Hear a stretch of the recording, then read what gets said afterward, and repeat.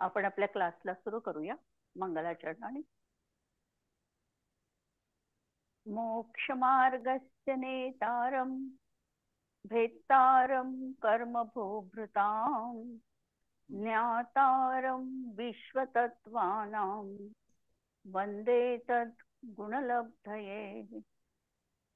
स्वाध्याय कक्ष संपेपर्यंत आपल्या सर्वांना चतुर्विध आहाराचा त्याग असणार आहे. आपण 2 क्लासमध्ये महामंत्र नमोकार याविषयी माहिती पाहिली आणि त्याचा आपण स्वाध्याय केलेला आहे. स्वाध्याय करताना आम्हाला काही गोष्टी लक्षात ठेवायच्या आहे. स्वाध्याय हा आमचं अंतरंग तप आहे आणि स्वाध्यायासारखा परमधर्म नाही. आणि म्हणून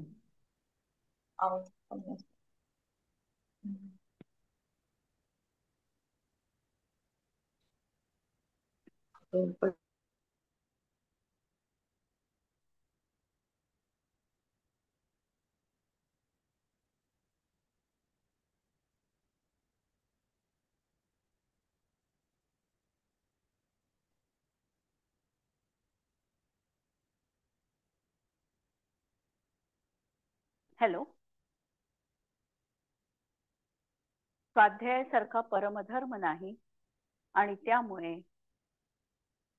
स्वाध्याय आम्हाला जीवनात करायला सांगितलेला आहे. स्वाध्याय करत असताना मागचं पाठ, समोरचं पाठ आणि मागचं सपाठ असं आमचं व्हायला नको. जो आपण नमोकार मंत्राचा स्वाध्याय केलेला आहे हाही आमच्या जवळ जर लिखित स्वरूपामध्ये आम्ही ठेवत असू तर तो आमच्या दृष्टीने आम्हाला फायद्याचा होणार आहे. आज आपण बघणार आहोत जीवद्रव्याबद्दल. जीवद्रव्याबद्दल बघत असताना पहिल्यांदा तर हे विश्व जे आहे हे विश्व 6 द्रव्यांचा समूह रूप आहे. जे आम्हाला जगामध्ये सगळे खंड दिसतात आहे, आशिया खंड, आफ्रिका खंड वगैरे, हे सगळं आणि याही पेक्षा आणखी जास्त आमच्या जैन मान्यतेप्रमाणे एवढी ही विश्वाची आम्ही कल्पना केलेली आहे. म्हणजे जम्बूद्वीप हे आमचं आत्ताचं समजा क्षेत्र आहे. या जम्बूद्वीपामध्ये आम्ही जिथे राहतो ते भरत क्षेत्र आणि या भरत क्षेत्रामध्ये देखील आम्ही राहतो ते आर्यखंड. आणि आर्यखंड आणि भरत क्षेत्र जरी आम्ही म्हटलं तरी भरत क्षेत्रामध्ये आज अस्तित्वात असलेले किंवा आम्हाला ज्ञात असलेले हे सगळे खंड या भरत क्षेत्रामध्ये समाविष्ट होतात. आम्हाला जैन भूगोल आत्ता पाहायचा नाहीये, आम्हाला जीवद्रव्य पाहायचंय. या विश्वाविषयी आम्हाला नेहमी आमच्या मनामध्ये कल्पना असते की या विश्वाची निर्मिती कुणी केली असेल, या विश्वाचा नाश कधी होणार आहे, हे विश्व निरंतर अशाच पद्धतीने चालणार आहे का. तर ह्या प्रश्नांची उत्तरं शोधण्याचाच दार्शनिकांनी प्रयत्न केला आणि त्या ठिकाणी आम्हाला एक जाणवलं की हे विश्व जे आहे हे अनादि अनंत आहे. जैन दार्शनिकांनी याचं उत्तर दिलं की हे विश्व जे आहे हे अनादि अनंत आहे. अनादि याचा अर्थ याला सुरुवात नाही आणि अनंत याचा अर्थ याचा शेवटही कुणालाही कधीही नाही. म्हणजे अशाच तऱ्हेचं हे द्रव्य आहे, विश्व आहे. या विश्वामध्ये हे कुणी ईश्वर निर्मित नाहीये, हे अकृत्रिम आहे, सहजरीतीच आहे आणि यामध्ये 6 द्रव्यांचा सतत अनादि कालापासून निवास आहे आणि अनंत काळपर्यंत 6 द्रव्य राहणारच आहे. या 6 द्रव्यांमध्ये द्रव्याची व्याख्या जर आम्ही बघितली तर द्रव्य म्हणजे गुण आणि पर्याय यांच्या समूहाला द्रव्य म्हटलेलं आहे. किंवा जे उत्पाद व्यय द्रव्ययुक्त आहे ते सत आणि सत म्हणजे द्रव्य. जरी ह्या कल्पना आमच्या तत्वार्थ सूत्रातल्या आहे आणि आम्ही प्रायमरी बेसवर आमचा धर्म शिकतो आहे तरी देखील काही गृहीत आम्हाला ग्रहण करावी लागतील. ते आम्हाला मान्यतेमध्ये पहिल्यांदा घ्यावं लागेल. जी जी आम्ही वस्तू जगामध्ये बघतो आहे हे सगळं अचेतन द्रव्य आहे आणि या अचेतन द्रव्याला आम्ही पुद्गल द्रव्य म्हणू शकतो. म्हणजे जे जे दृश्यमान जगत आहे ते सगळं पुद्गलमय दिसत आहे.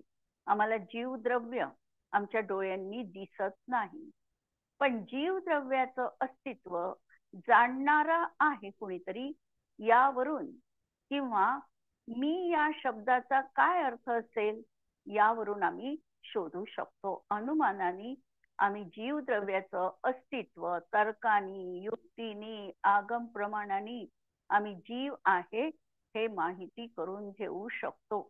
आणि अजीव द्रव्य आम्हाला दिसतं. आणि जर आमची अशी कल्पना असेल की जीव वगैरे काही नाही, हे तर सगळं कथन आहे, आम्ही पुण्याकडे वळावं, पाप सुटावं म्हणून आचार्यांनी आम्हाला शिस्तबद्ध धडे देण्यासाठी या सगळ्या कल्पना आमच्या मनामध्ये रुजवलेल्या आहे. पण असं नाही.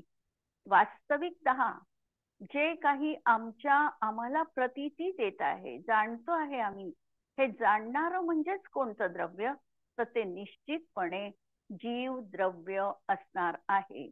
आणि यावरून जीवद्रव्याची सिद्धी केल्या जाते किंवा जीवद्रव्य आहे हे आम्ही पक्क अनुमानानी, स्वप्रत्यक्षाने आम्ही सांगू शकतो.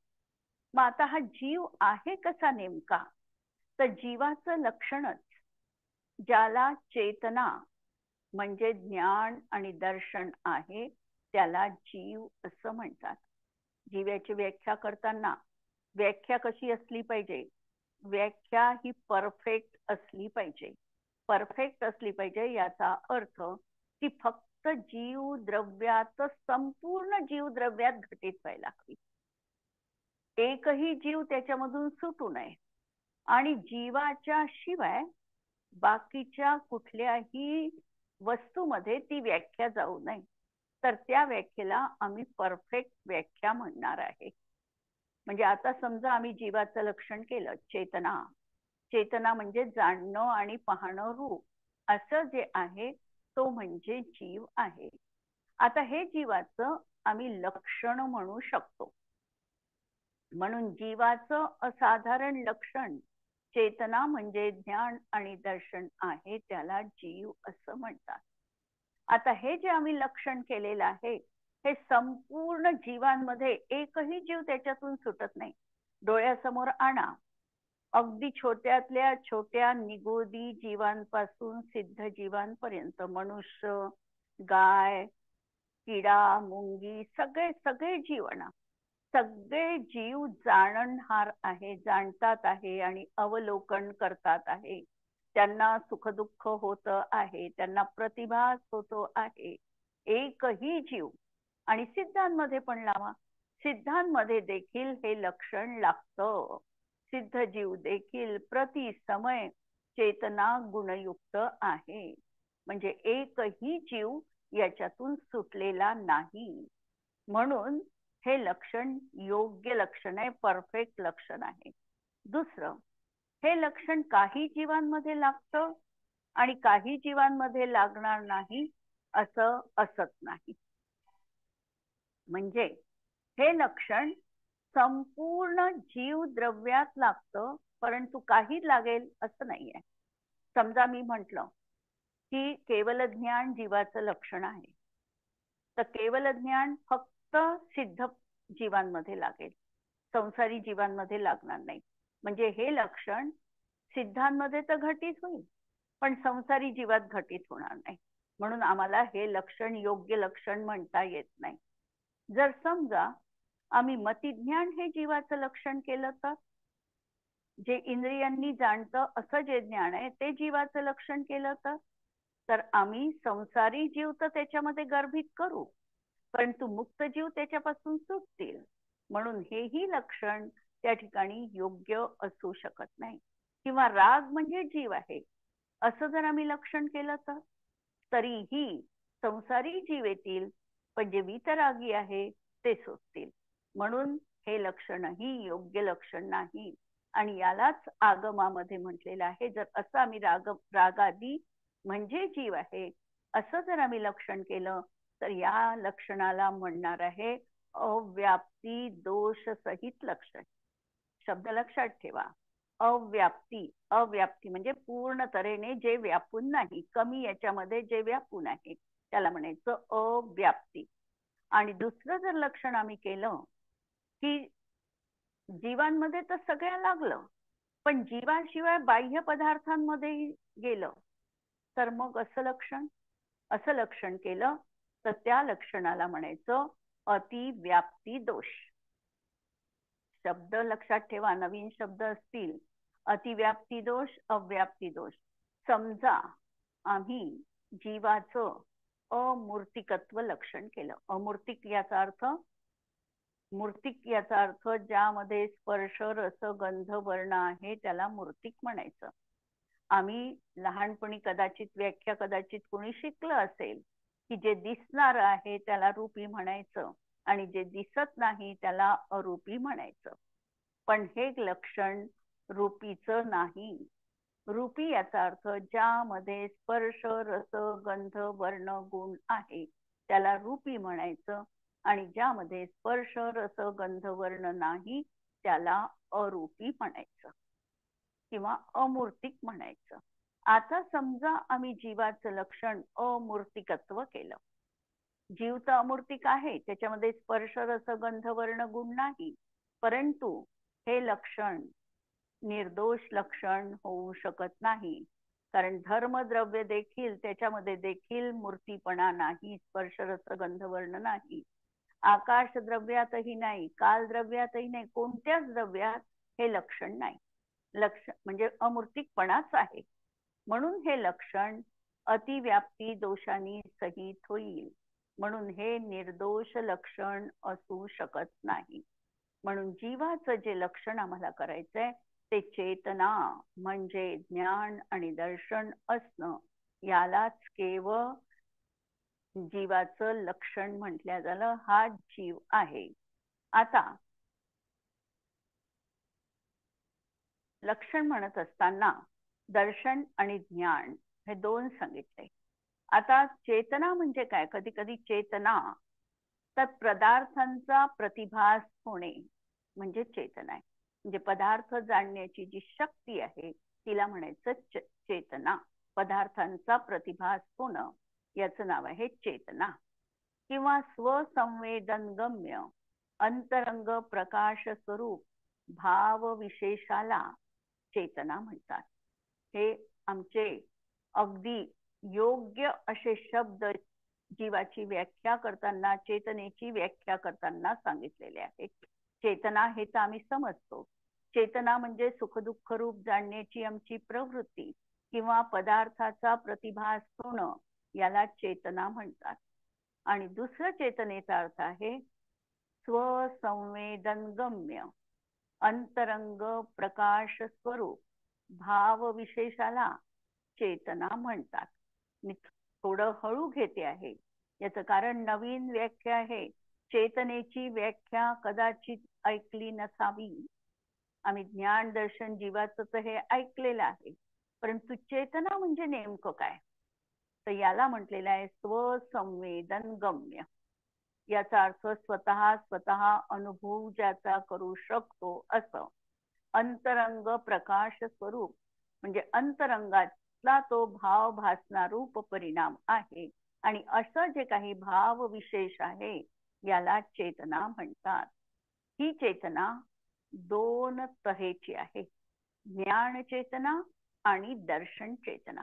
जी व्याख्या केली की चेतना म्हणजे ज्ञान आणि दर्शन, त्याला चेतना म्हणतात.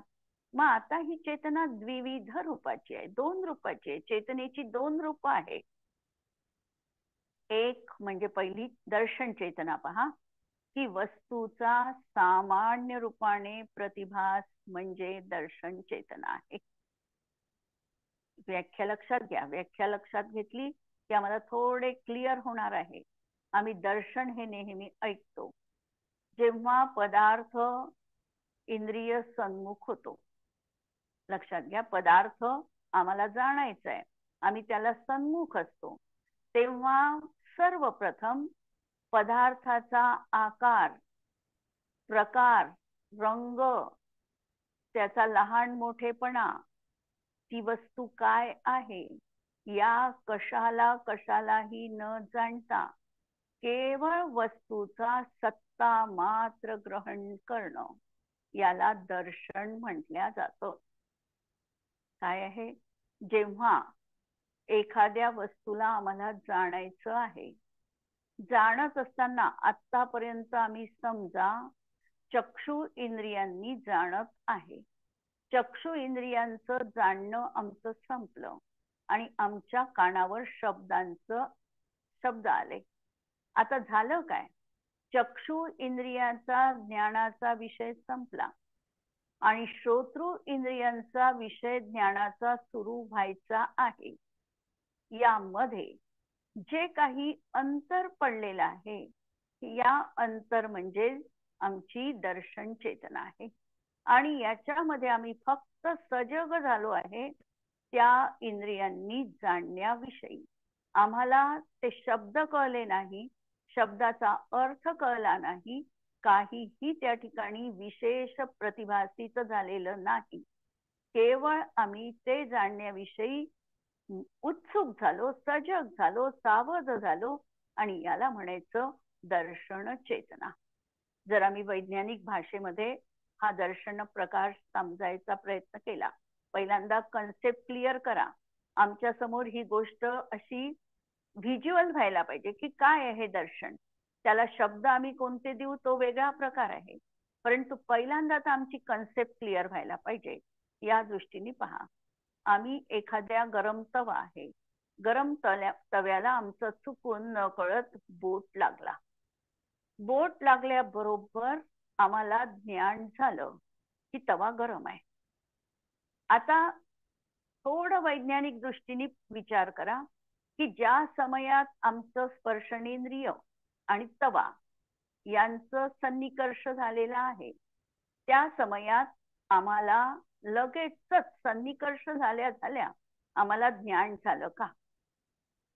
इतकी सूक्ष्म क्रिया आहे ही की आम्हाला असं वाटतं की आम्हाला एकदम आमचा बोट जळला, आम्हाला ताबडतोब ज्ञान झालेलं आहे. पण आम्हाला असं झालेलं नाही. आमचं विज्ञान किंवा आमचा आगम हे सांगतं की आम्हाला त्या ठिकाणी मध्ये दर्शन झालेलं आहे. जसं तवा आणि आमचा बोट यांचा एकत्रीकरण आलं, सन्निकर्ष झाला. सन्निकर्ष झाल्यानंतर स्पर्शनेंद्रियांनी जे काही आमचं ज्ञान होण्याच्या आधी ती जी संवेदना आहे ती आमच्या मेंदूमध्ये ज्ञान केंद्रापर्यंत पोहोचली आणि नंतर आम्हाला त्या वस्तूविषयीचं ज्ञान झालेलं आहे. म्हणजे पहिल्यांदा आम्हाला जे ग्रहण झालेलं आहे ते इंद्रियांच्या माध्यमातून मेंदूपर्यंत आमची ती संवेदना पोहोचली. ही जी स्पर्श झाला आणि संवेदना मेंदूपर्यंत पोहोचली, हिला म्हणायचं दर्शन चेतना. मला वाटतं क्लिअर झालं असेल. म्हणून आमचं दर्शन हे फक्त चक्षुरेंद्रियांनी आम्हाला दर्शन होत नाही.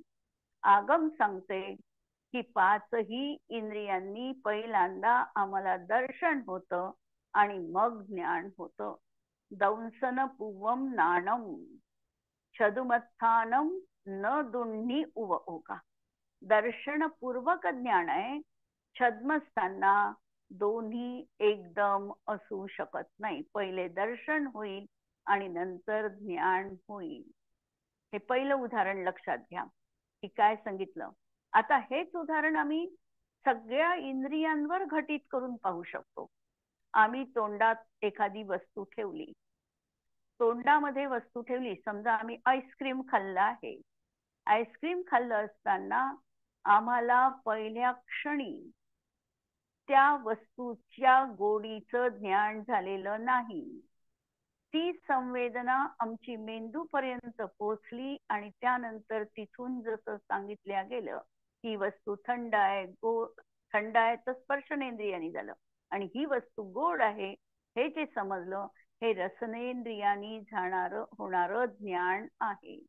घ्राणेंद्रियाच्या बाबतीतही पहिल्यांदा आम्हाला दर्शन होईल आणि नंतर ज्ञान होईल. मी मंदिरामध्ये गेली आणि मंदिरामध्ये भगवंतांची मी मूर्ती बघितली. हे दर्शन नाही, हे चक्षु इंद्रियांनी झालेलं ज्ञान आहे. जेव्हा आम्हाला लक्षात आलं ही आदिनाथ भगवंतांची मूर्ती आहे, पार्श्वनाथ भगवंतांची मूर्ती आहे, तर आम्हाला चक्षु इंद्रियाच्या माध्यमातून ज्ञान झालेलं आहे. पण हे ज्ञान होण्याच्या आधी सर्वप्रथम आम्हाला चक्षु इंद्रियाच्या माध्यमातून दर्शन झालेलं आहे. आणि म्हणून दर्शनामध्ये व्याख्या परत पहा, पदार्थ सन्मुख असताना पदार्थाचा आकार, प्रकार, रंग, लहान मोठेपणा, घटपटादी काय वस्तू आहे त्या, या काहीही विशेषाला न जाणता वस्तूचा जो सामान्य सत्ता मात्र ग्रहण करणं आहे, त्याला म्हणायचं दर्शन चेतना. वस्तूचं अस्तित्व मात्र सूचक, अस्तित्वाचं सूचना दिलेली आहे, पण काय आहे कळलं नाही, असं अस्तित्व मात्र सूचक, ज्याला म्हणतात शास्त्रीय भाषेत निर्विकल्प. निर्विकल्प याचा अर्थ आकार ज्ञात न होता असा जो प्रतिभास झाला, याचं नाव आहे दर्शन चेतना. पुढे जर यावर प्रश्न असेल तर मी 10 मिनिटाचा वेळ देणार आहे आणि त्यावेळेला तुम्ही शंकांचं निरसन करू शकणार आहात. दुसरी व्याख्या दर्शन चेतनाची. आता थोडे आगमाचे शब्द आहे आणि आपल्याला आगम देखील शिकायचंच आहे, नुसतं साधं नाही शिकायचं. आम्हाला खोलात जाऊन त्या वस्तूचं संपूर्ण आकलन करायचं आहे. म्हणून दुसरी व्याख्या आमची दिलेली आहे प्रतिभास्यमान पदार्थांना. आता शब्द जरी कठीण असले तरी साधा अर्थ लक्षात घ्या. ज्या पदार्थांना आम्ही जाणतो आहे त्याला. फक्त आम्ही ती भाषा यासाठी बदलली कारण आगमाची भाषा ही स्टँडर्ड आहे. आमची सर्वसामान्याची जी भाषा आहे ती साधी असते, पण आगम मात्र अशा साध्या भाषेत सांगून चालत नाही, त्याला त्या स्टँडर्डचे शब्द योजावे लागतात. म्हणून आम्ही साध्या मान्यतेत ही विषयभूत पदार्थाला असं म्हणू शकतो, पण आगमामध्ये त्यासाठी शब्द दिलेला आहे प्रतिभास्यमान पदार्थांना. प्रत्येकाला वेगवेगळं प्रतिभासित न करता, म्हणजे वेगवेगळं न जाणता, सत्ता मात्र सामान्य रूपाने प्रतिभासित करणं हा दर्शनोपयोग आहे. आणि जाणणं का नाही म्हटलं, कारण दर्शनाचं काम जाणणं नाही, दर्शनाचं काम आहे अवलोकन करणं, सत्ता मात्र अवलोकन, एवढंच दर्शनाचं काम आहे. म्हणून प्रतिभास हा शब्द ठेवला, ज्ञान हा शब्द ठेवलेला नाही. म्हणून परत व्याख्या पहा की प्रतिभास्यमान पदार्थांना म्हणजे विषयभूत पदार्थांना प्रत्येकाला वेगवेगळं प्रतिभासित न करता, समजा 100 वस्तू आम्ही चक्षुंद्रियांनी युगपत पाहतो आहे, तर त्याला वेगवेगळं नाही जाणलं, एकदम काहीतरी अस्तित्व रूप आहे एवढं फक्त जाणलं. म्हणून वेगवेगळं प्रतिभासित न करता सत्ता मात्र, सत्ता मात्र म्हणजे फक्त आहे असं जिथं जाणलेलं आहे असा प्रतिभासित करणं हा दर्शनोपयोग आहे. म्हणजे दर्शनोपयोगात केवळ प्रतिभासमय सावधानता असते आणि तीही ज्ञेयाकार रूप विकल्पाविना. म्हणजे त्या ठिकाणी ज्ञेय म्हणजे वस्तू, ज्याला आम्हाला जाणायचं आहे त्याला ज्ञेय म्हणायचं. तर ती ज्ञेयाकार, ज्ञेयाचा आकार काय आहे, वस्तूचा आकार काय आहे हे आम्हाला समजलं नाही. म्हणून ज्ञेयाकार विना किंवा विकल्पाविना, विकल्प याचाही अर्थ भेद करणं किंवा आकार जाणणं, तर हे दोन्हीही जाणलेले नाही आणि फक्त सत्ता मात्र अवलोकन केलेलं आहे.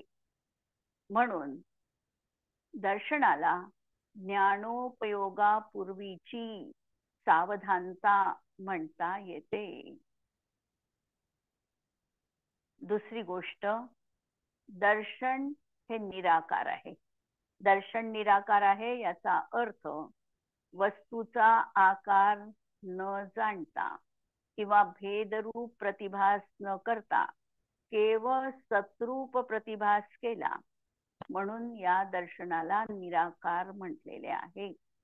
जिथे वस्तूमध्ये पृथक्ता न करता केवळ आहे आहे अशी जी चेतनेची प्रवृत्ती, ते दर्शन आहे. आम्ही जीवाची व्याख्या बघतो आहे आणि जीवाच्या व्याख्येमध्ये जे सांगितलं की चेतना म्हणजे ज्ञान आणि दर्शन, या दर्शन शब्दाची ही सगळी उकल सुरू आहे. हा दर्शन शब्द आमच्या मनामध्ये लक्षात आला पाहिजे, फिट बसला पाहिजे, आणि त्यासाठी ही सगळी आमची दर्शन शब्दाविषयीची उकल आणि आमच्या मनामध्ये ग्रहण आमचं सुरू आहे. दर्शनामध्ये केवळ अस्तित्वरूप अवलोकन आहे. किंवा दर्शनाची व्याख्या देताना दुसरी एक व्याख्या जी आमच्या लक्षात राहू शकेल अशी पहा, की एका पदार्थाला जाणल्यानंतर दुसऱ्या पदार्थाला जाणण्याची जी तत्परता किंवा चेतनेची भूमिका, ती म्हणजे दर्शन चेतना आहे. आम्ही आतापर्यंत कर्णेंद्रियाच्या विषयांनी शब्दांचं ज्ञान करत होतो. लक्ष विचलित झालं, समोरून काय गेलं तिकडे आमचं लक्ष गेलेलं आहे. म्हणजे आमची कर्णेंद्रियाची जी जाणण्याची भूमिका होती ही संपली आणि आमचं चक्षु इंद्रियाचा उपयोग आम्ही सुरू केला असं आम्हाला वाटलं. परंतु चक्षु इंद्रियांनी समोरून गाय गेलेली आहे, व्यक्ती गेलेली आहे, हे समजण्याच्या मधली अवस्था जी आहे ती दर्शनाची आहे. म्हणजे चक्षु इंद्रियांनी जाणण्याविषयी हा सजग झाला, सावध झाला, ही त्याची भूमिका जी आहे ही आहे दर्शन चेतना. म्हणून याला दुसऱ्या शब्दात आचार्यांनी सांगताना सांगितलं की प्रथम ज्ञेयाच्या ग्रहणाचा अंतिम समयापासून दुसऱ्या पदार्थाच्या अग्रहणाच्या अंतिम समयापर्यंत जी चेतनेची प्रवृत्ती, तिला दर्शन चेतना म्हटलेले आहे. व्याख्या मी अनेक सांगितल्या दर्शन चेतनेच्या, आणि या व्याख्या आम्हाला व्हिज्युअल व्हायला पाहिजे की पहा जाणायचं कसं. आम्ही एक इंद्रियांनी जाणतो आहे, आम्ही जाणल्यानंतर आम्हाला असं वाटतं की आम्ही दुसऱ्या इंद्रियांनी लगेचच जाणतोय, किंवा युगपत आम्ही दोन इंद्रियांनी एका वेळी जाणतोय. टीव्ही पाहतो पण आहे आणि टीव्ही मध्ये जे काही शब्द आहे ते ऐकतो पण आहे. पण असं होणं नाही. आम्ही एका वेळी एकाच इंद्रियांचा उपयोग करून जाणू शकतो, ही एक गोष्ट. आणि इंद्रियाचा उपयोग जर बदलला तर मध्ये दर्शन व्हावंच लागतं. म्हणजे आम्ही पाहत आहे, टीव्हीवरचं चित्र पाहतोय, चित्र पाहत आहे तोपर्यंत आमचा चक्षु दर्शनाचा ज्ञानोपयोग म्हणजे ज्ञानोपयोग आमचा सुरू आहे. चक्षु इंद्रियांनी होणाऱ्या ज्ञानाचा ज्ञानोपयोग आमचा सुरू आहे. दुसऱ्या समयात आम्ही शब्द ऐकले, शब्द ऐकले असं वाटलं, पण शब्द ऐकण्यापूर्वी श्रोतृ इंद्रियांनी जाणण्याविषयी आमच्या अंतरंगाची तत्परता झाली. याचं नाव आहे दर्शन चेतना. स्वतःवर हे लक्षण लावून पाहायचं आहे आम्हाला, कारण आम्ही छद्मस्त जीव आहे. छद्मस्त जीवांनी जोपर्यंत वारंवार वारंवार एकाग्र मन करत नाही, चिंतन मनन करत नाही, तोपर्यंत आमची ती धारणा पक्की होऊ शकत नाही. म्हणून दर्शन गुणाच्या या व्याख्या आपण या ठिकाणी बघितलेल्या आहे. आता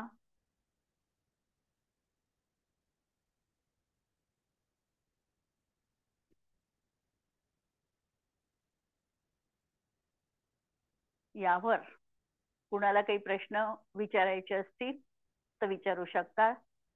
मी 10 मिनिटाचा वेळ या ठिकाणी प्रश्नोत्तरीसाठी तुमच्या ठेवलेला आहे. नमोकार मंत्राच्या संबंधात असेल तेही विचारू शकता, किंवा यालाही तुम्ही विचारू शकता.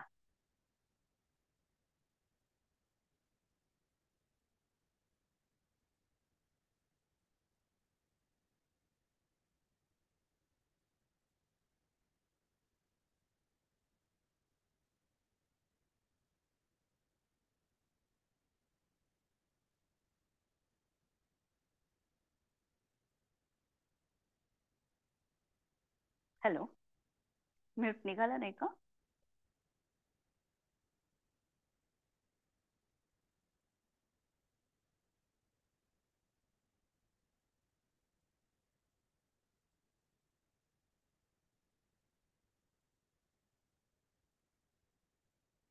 ठीक आहे, 5 मिनिटं मग परत कंटिन्यू करते.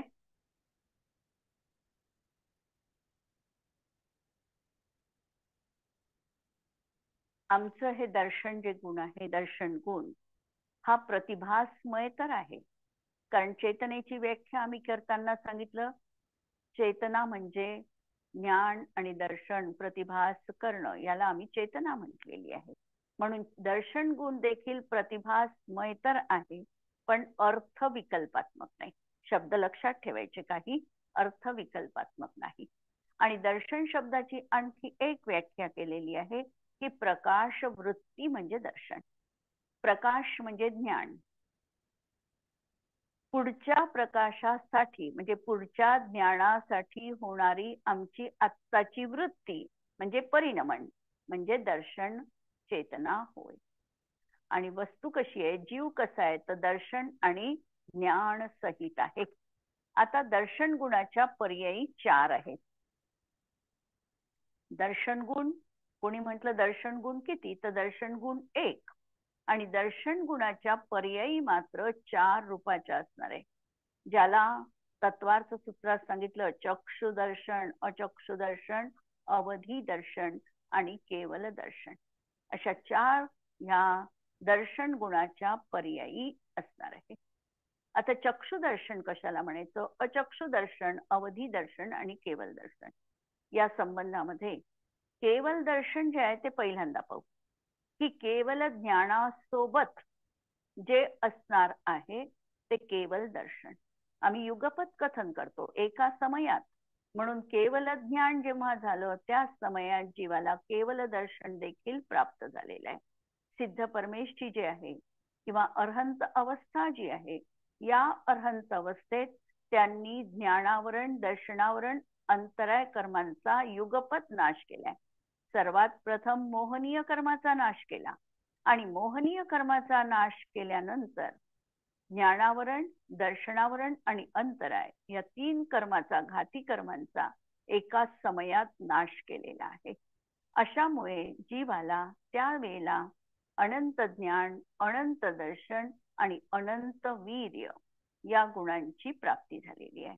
आणि म्हणून अनंत दर्शन आणि अनंत ज्ञान एकाच समयामध्ये जीवाजवळ विद्यमान आहे. कुणाजवळ, तर अरहंत अवस्थेमध्ये. आणि अरहंत अवस्था ही या संसारामधली सर्वोत्कृष्ट अवस्था म्हटल्या गेलेली आहे. आता अवधी दर्शन. अवधी दर्शन म्हणजे आता देव आणि नारकी या जीवांना ती पर्याय मिळाल्यानंतर आपोआपच त्या ठिकाणी त्यांना अवधी ज्ञानाची प्राप्ती होते. परंतु हे अवधी ज्ञान जर ते मिथ्या दृष्टी असतील तर त्यांना कुअवधी ज्ञानाची प्राप्ती होते. स्वर्गामधले देव, भवनत्रिकातले देव ह्या जीवांना तो भव प्राप्त झाल्यानंतर आपोआपच आपल्याला जसं मतिज्ञान, श्रुतज्ञान निसर्गतः आहे, भवप्रत्यय आहे, त्याप्रमाणे त्यांना देखील अवधी ज्ञान, भवप्रत्यय, अवधी ज्ञान असतोच असतं. आता जर त्यांचं ते कुअवधी ज्ञान असेल तर कुअवधी ज्ञानापूर्वी त्यांना दर्शनोपयोग, अवधी दर्शनोपयोग होत नाही. त्यांना त्यांना मतिश्रुत ज्ञानाच्या माध्यमातूनच अवधी ज्ञानाची प्राप्ती होते किंवा चक्षु अचक्षु दर्शनाच्या नंतर त्यांना अवधी ज्ञानाची प्राप्ती होते. पण जर ते सम्यक दृष्टी जीव असतील आणि त्यांना त्या ठिकाणी जर अवधी ज्ञान प्राप्त झालेलं आहे म्हणजे नरकामध्ये किंवा देवगतीमध्ये, तर अशा जीवाला जर ते सम्यक दृष्टी जीव असतील तर त्यांचं अवधी ज्ञान हे सुअवधी ज्ञान म्हटलं जातं. आणि ते होण्यापूर्वी त्यांना अवधी दर्शन होतं. म्हणजे ते ज्ञान होण्याच्या पूर्वी आत्म्याची जी सावधानता असणार आहे त्याला अवधी दर्शन असं म्हटलेलं आहे. आणि 2 दर्शनाविषयी जास्त खुलासा आहे तो आपण मंगळवारच्या क्लासमध्ये बघूया. आज आपण या ठिकाणी थांबवू. जिनवाणी के ज्ञान ते सुझे लोकालोक, सो जिनवाणी मस्तक नमो सदा देत हो. नमो अरिहंताणं नमो सिद्धाणं नमो आयर्याणं नमो वज्रायाणं नमो लोये सवसाहुणं. सर्वांना जय जिनेंद्र.